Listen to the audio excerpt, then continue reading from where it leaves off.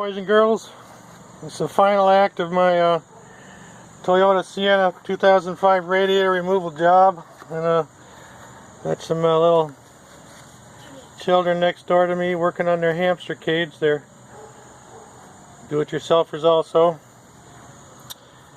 So, what did I do to get this loose finally? It's loose, I'll pull it out.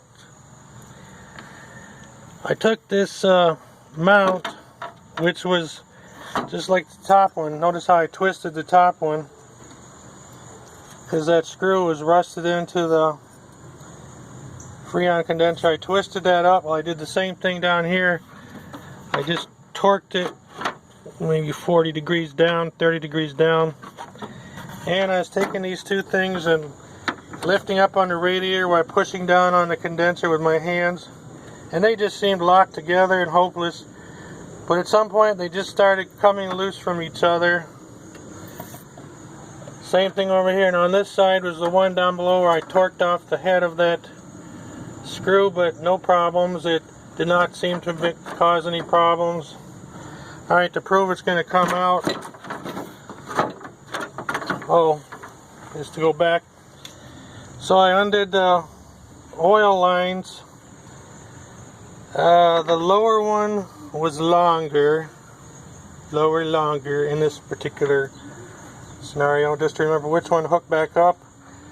Nice and clean surfaces, of course quite rusty out here, but not very much transmission fluid was lost, maybe a tablespoonful. I untangled these oil cooler lines to just be out of the way and pointing upwards so they wouldn't sit there and drain their fluid everywhere. And once I get this out, I'm gonna say goodbye, because I'll just do the cop out and say reverse what I told you to put it all back together. There we go, that's our old one.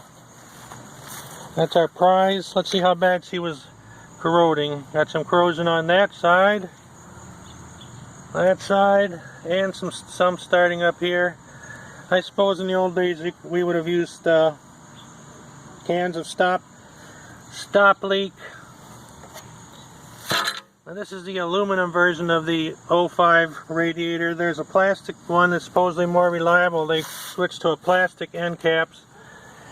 I was hoping just to buy the more reliable one, but I checked it out and just bought the identical part, and most likely that was a good decision, because the close fits of how those things go back together probably would be best to have an exact replacement and not have to fiddle with something else. There you go. I'm going to enjoy putting this back in. Alright, thanks for watching.